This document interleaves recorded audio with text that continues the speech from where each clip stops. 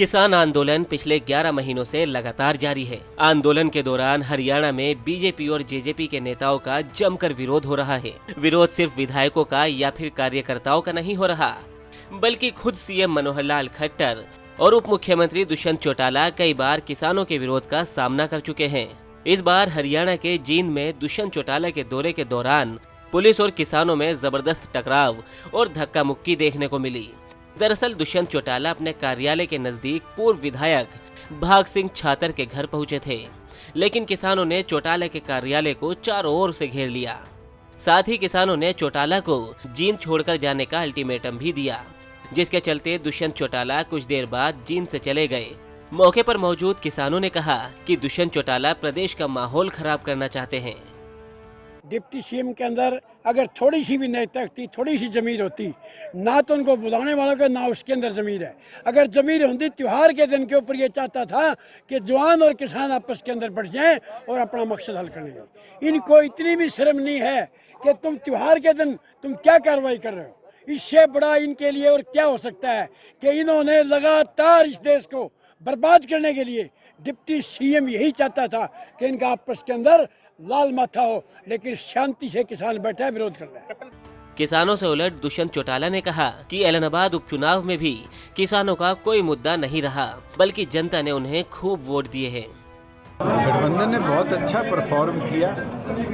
जहाँ एक और पर किसान आंदोलन की बात करी जाती थी, कई बार तो गांव में लोगों को घुसने नहीं दिया, वहीं हमारे कैंडिडेट के 59,000 प्लस वोट आने ये दर्शाता है कि लोगों ने गठबंधन को चुना है। और जो कांग्रेस ये कहती थी कि यहाँ सुपड़ा साफ कर देगी, उसकी जमानत भी जब्त कराने का काम किया है। क्या कांग्रेस ये किसानों का मुद्दा हावी रहा क्या? मैं तो मानता नहीं हूँ। अगर किसानों का मुद्दा हावी होता तो फिर 59,000 वोट नहीं आते, 5900 वोट आते। आज के दिन गठबंधन के एक एक कार्यकर्ता की जो मेहनत है, उसका नतीजा है कि हमारे कैंडिडेट को वहाँ सेकंड हाईएस्ट वोट मिले। और जो लोग जीतते हैं वो पहले 12,000 से चुनाव जीतते थे, अब वो 7,000 पे नहीं आ गए। उन्हें तो इस्तीफा इसी आंदोलन के नाम पर दिया था।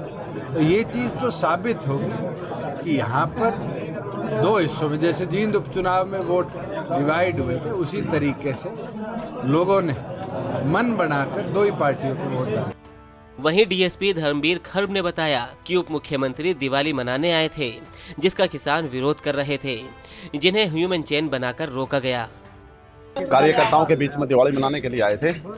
उनकी सुरक्षा के लिए काफ़ी कड़े पुलिस के प्रबंध किए गए थे।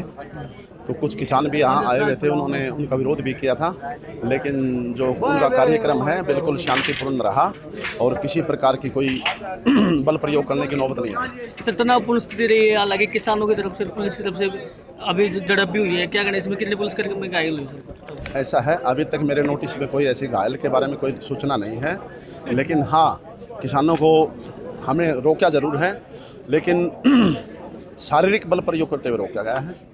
कोई किसी प्रकार का कोई घातक बल प्रयोग नहीं किया गया है।